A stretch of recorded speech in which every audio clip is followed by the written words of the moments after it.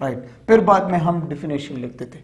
अब इस तरह करते हैं कि हम इनमें, ये तो पेरेंट है ना, ये भी पेरेंट है और ये भी पेरेंट है, तो आपको पता है कि पेरेंट्स क्या बनाते हैं जब सेक्सुअल रिप्रोडक्शन होता है, तो पेरेंट्स क्या बनाते हैं, गैमीट्स बनाते हैं। तो चले हम इसके भी गैमीट्स बनाते हैं और इसके भी गैमीट्स बनाते हैं। अब आपको पता है कि गैमीट्स तो मियासिस के थ्रू बनता है, तो जब मियासिस होता है तो आपको यह भी पता हो कि क्रोमोसोम की तादाद आधी हो जाती है, ठीक है। तो यहां देखिए क्रोमोसोम डबल है, तो अगर यहां पर मैं एक गैमीट बनाऊंगा तो क्रोमोसोम आधे होंगे, एक टी यहां आ गया और यहां पर एक दूसरा टी, ठीक है। तो ये और ये क्या है दोस्तों, ये है गैमीट्स। तो गैमीट्स में क्या है दोस्तों, क्रोमोसोम की तादाद आधे होंगे। यहां पर देखें, ये भी इसका गैमीट है और ये भी दूसरे प्लांट का, तो ये क्या है दोस्तों, ये भी गैमीट्स है। वेरी गुड, समझ गए आप लोग। तो गैमीट्स में जो है हमने क्या किया, यहां पर मैं लिख देता हूं, हमने मियोसिस की, हमने मियोसिस की, यहां पर भी मियोसिस की हमने। तो मियोसिस में क्या हुआ, क्रोमोसोम की तादाद आधे हो गए। अब चले हम इनमें क्रॉस करते हैं, इनमें क्या करते हैं, इनमें क्रॉस कर देते हैं। Let's do. अब इन गैमीट्स को लेकर हम मिक्स करते हैं और इससे बच्चे पैदा करते हैं। तो जब हम क्रॉस करते हैं तो क्रॉस किस चीज में करते हैं, क्रॉस हम करते हैं, ओके, यहां पर मैं स्टेटमेंट के लिए जगह छोड़ दूं, यहां पर लिख देता हूं। चले हम क्या करते हैं, इन गैमीट्स को क्रॉस करते हैं। तो जब हम क्रॉस करते हैं तो हम प्यूनेट स्क्वायर को यूज करते हैं, प्यूनेट स्क्वायर। अब प्यूनेट स्क्वायर क्या है, डॉक्टर प्यूनेट एक बंदा था जिसने मेंडल के काम में थोड़ा सा और मेंडल के काम में थोड़ी मदद की और एक बंद कमरों में उसने क्रॉस की, ठीक है। तो एक स्क्वायर था जिसमें उसने क्रॉसिंग की और इस स्क्वायर को हम कहते हैं प्यूनेट स्क्वायर। चूंकि डॉक्टर प्यूनेट ने इसे बना दिया इसलिए उसने अपने आप के पीछे इसका नाम रख दिया, ठीक है। कौन कौन से गैमीट्स आ गए, एक आ गया दोस्तों कैपिटल टी, देखिए, और एक आ गई हमारे पास स्मॉल टी और एक दूसरी स्मॉल टी। अब जाके इन दोनों को मिक्स करेंगे तो क्या बनेगा, कैपिटल टी के साथ एक स्मॉल टी लगाओ, यहां पर ऐसे इसके साथ क्रॉस करो, कैपिटल टी के साथ एक स्मॉल टी लगाओ, डन, इसकी बात खत्म हो गई। अब दूसरी कैपिटल टी के साथ क्या बनाओ, स्मॉल टी, ठीक है। अब इस कैपिटल टी को इसके साथ क्रॉस करो, कैपिटल टी के साथ स्मॉल टी लगाओ, ठीक है। देखिए गौर से, यहां पर जो जानदार हमने लिए थे वो दोनों होमोजाइगस टाल और होमोजाइगस शॉर्ट थे, डन। यहां पर आ जाओ, जो बच्चे बन रहे हैं ये इनके बच्चे हैं और इनको हम F1 कहते हैं, F1 जनरेशन। यानी जो F है, F निकला है फिलियल से, किस चीज से, फिलियल से। और फिलियल कहते हैं दोस्तों सन को, सन यानी बेटा यानी बच्चे, ठीक है, ओके। ये इन दोनों के बच्चे हैं। अब गौर से देखें दोस्तों, बाप जो था वो प्योर यानी होमोजाइगस टाल था, इनकी माँ जो थी वो होमोजाइगस शॉर्ट थी। अब आप बताएं इन चारों बच्चों में कौन सा बच्चा बिल्कुल अपने बाप पे गया है, कौन सा बच्चा बिल्कुल अपनी माँ पे गई है, कोई भी नहीं दोस्तों, कोई भी नहीं। क्यों, क्योंकि जो बच्चे हैं, मैंने आपको पिछले अभी समझाया कि अगर इस तरह था या इस तरह था तो ये दोनों क्या है, होमोजाइगस है, ठीक है, होमोजाइगस। और अगर इस तरह है तो ये क्या है, ये हेट्रोजाइगस, हेट्रोजाइगस है। मेरे ख्याल से आप इस बात को समझ रहे हैं। तो बच्चे किस तरह गए, सारे के सारे हेट्रोजाइगस। तो बच्चे सारे के सारे हेट्रोजाइगस हैं। अब चले हम देखते हैं, जब उसने देखा, मेंडल ने देखा कि ये क्या बात है यार, चारों के चार बच्चे जो है वो टाल, सारे के सारे F1 जनरेशन जो थी, F1 जनरेशन टाल आ गई, सारे के सारों के कद लंबे आ गए और क्या आ गए, हेट्रोजाइगस, हेट्रोजाइगस। ओके, देखिए दोस्तों, एक और तस्वीर में आपको समझाता हूं। एक प्लांट थी जिसका कद छोटा था और एक प्लांट था जिसका कद लंबा था। इसने इन दोनों के गैमीट्स को मिक्स किया, ठीक है। अब इन दोनों से कितने बच्चे पैदा हो गए? 4 बच्चे। तो चारों के 4 बच्चे क्या थे? अब बताएं दोस्तों, चारों के चारों बच्चों के कद लंबे थे, ठीक है। तो मेंडल हैरान हो गया कि जो छोटे कद वाले जीन्स थे ये कहां चले गए? बच्चे क्यों सारे के सारे लंबे पैदा हो रहे हैं? यानी बच्चे सारे के सारे फादर पर गए हैं। ये this was father for example, this was mother.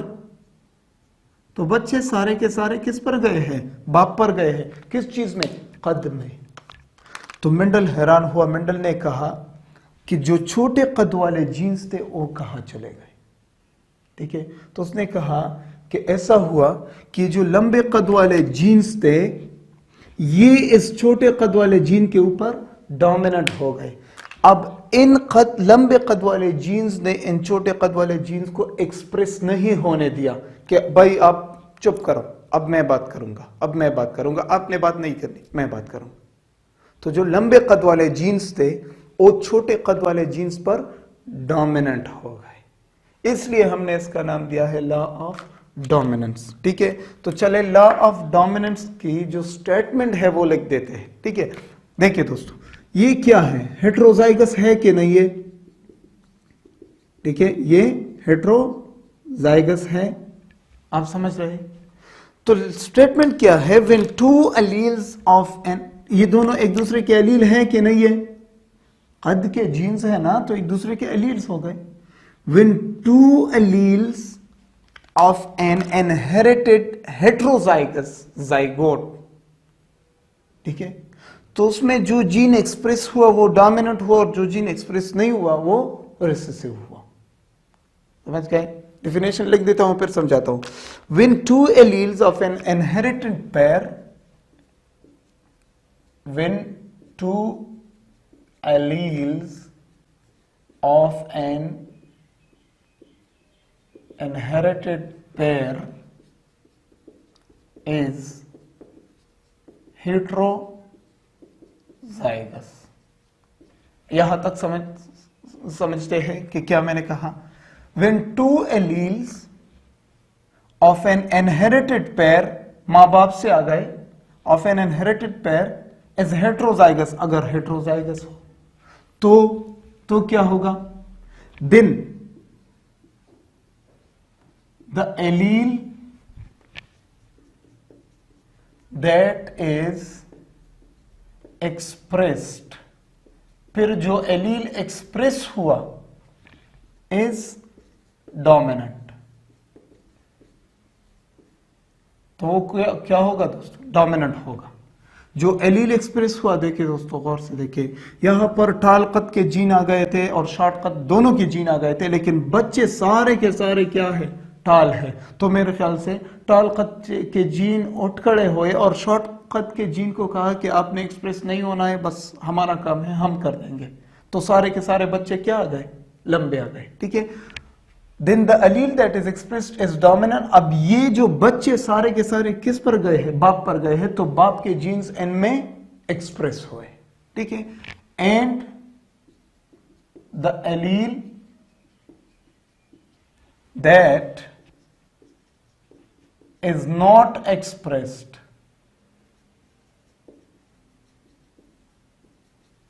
is recessive। और जो अलील एक्सप्रेस नहीं हुआ, जिस एलील ने खुद को शो नहीं किया, यहां पर छोटे कद के जीन्स, छोटे कद के एलील ने अपने आप को एक्सप्रेस नहीं किया, तो ये क्या हो गया? रिसेसिव हो गया, ठीक है। अब इसी ला का एक और स्टेटमेंट मैं रेड कलर के साथ लिख देता हूं कि डोमिनेंट एलील की मौजूदगी में रिसेसिव एलील एक्सप्रेस नहीं होता। ये इस ला का सिंपलेस्ट फॉर्म है। क्या है कि डोमिनेंट एलील की मौजूदगी में रिसेसिव एलील एक्सप्रेस नहीं होता। इन प्रेजेंस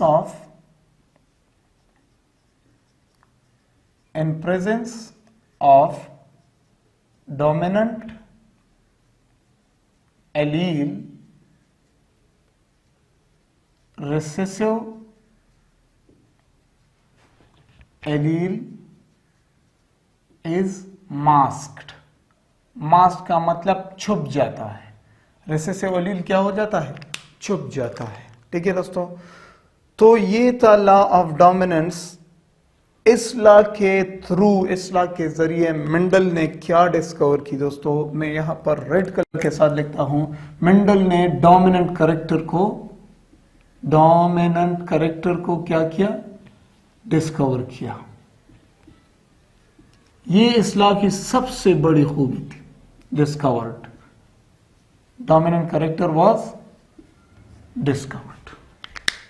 ठीक है दोस्तों, okay. So this was about law of dominance. अगर आप समझ गए होंगे तो बहुत अच्छी बात है. आप इस तरह भी कर सकते हैं अपने प्रैक्टिस के लिए. आप यहां पर मैंने एक कैरेक्टर हाइट को चूज किया. आप ऐसा करें, फ्लावर लोकेशन को चूज करें, फ्लावर पॉट शेप को चूज करें, पॉट कलर को चूज करें. ठीक है दोस्तों, तो अब मैं आपको समझाता हूं कि इन सारे 8 कैरेक्टर्स में कौन से कैरेक्टर्स, मेंडल ने तकरीबन 5-6 हजार क्रॉसेस किए. तो उन 5-6 हजार क्रॉसेस में कौन से कैरेक्टर थे जो हर बार एक्सप्रेस हो रहे थे, डोमिनेंट हो रहे थे, और कौन से कैरेक्टर्स थे जो एक्सप्रेस नहीं हो रहे थे यानी रिसेसिव थे. इन 8 कैरेक्टर्स में, यानी आपने यहां पर हाइट में देखा कि जो टॉल था वो डोमिनेंट था और शॉर्ट कट रिसेसिव हो गया. ठीक है दोस्तों, तो यहां पर अगर मैं लिख देता हूं कि शॉर्ट जो, ओके, पहले टॉल को लिख देता हूं, इसको भी समझिए प्लीज. कद कितनी तरह की थी? 2 तरह की, टॉल और शॉर्ट. तो जो टॉल कद था वो हमारे साथ डोमिनेंट आया, डोमिनेंट. ठीक है, और जो शॉर्ट कद था वो हमारे पास रिसेसिव आया. ठीक है, तो डोमिनेंट को मैं कैपिटल लेटर्स में लिख देता हूं, रिसेसिव को स्मॉल लेटर्स में लिख देता हूं. ठीक है, अब दूसरा जो कैरेक्टर हमारे पास था वो था फ्लावर लोकेशन. मैंने आपको पहले लेक्चर में समझाया था कि कुछ प्लांट्स ऐसे थे जिनमें एक्सियल फ्लावर था और कुछ प्लांट्स ऐसे थे जिनमें टर्मिनल था. ठीक है, इसको मैंने समझाया है. अब इन दोनों में कौन सा जो था वो डोमिनेंट था और कौन सा जो था वो रिसेसिव था. तो फ्लावर की लोकेशन क्या थी? एक्सियल थी, एक्सियल लोकेशन और टर्मिनल. ठीक है, सो इन दोनों में जो एक्सियल था वो डोमिनेंट था और जो टर्मिनल था वो रिसेसिव था. ठीक है, तीसरा कैरेक्टर पॉट शेप. अब पॉट शेप 2 तरह की थी, मैंने आपको समझाया था. एक था इन्फ्लेटेड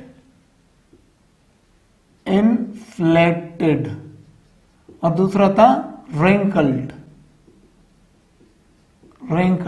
तो जो इन्फ्लेटेड था वो हमारे साथ, जब उसने इन दोनों के दरमियान क्रॉस की, एक होमोजाइगस इन्फ्लेटेड पॉट शेप के सीड के जीन्स ले लिए और एक होमोजाइगस रिंकल्ड शेप के सीड के जीन्स ले लिए, उनको मिक्स किया. तो जब मिक्स किया तो जो इन्फ्लेटेड था वो डोमिनेंट आया इसी तरह, और जो रिंकल्ड था वो रिसेसिव आया.